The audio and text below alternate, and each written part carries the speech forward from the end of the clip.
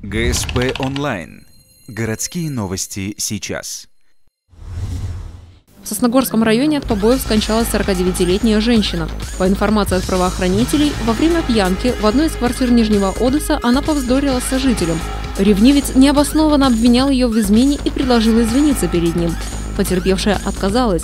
Это только разозлило нижнеодесского Отелло. Мужчина перешел от слов к делу. Вначале бил по голове, а когда женщина упала, стал пинать по животу.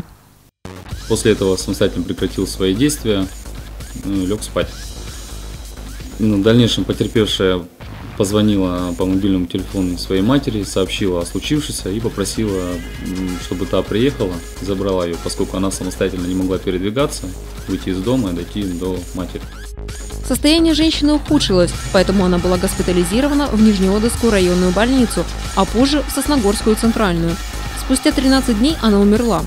Ее сожителю предъявлено обвинение в умышленном причинении тяжкого вреда здоровью, повлекшей по неосторожности смерть потерпевшего. Санкция данной статьи предусматривает до 15 лет лишения свободы.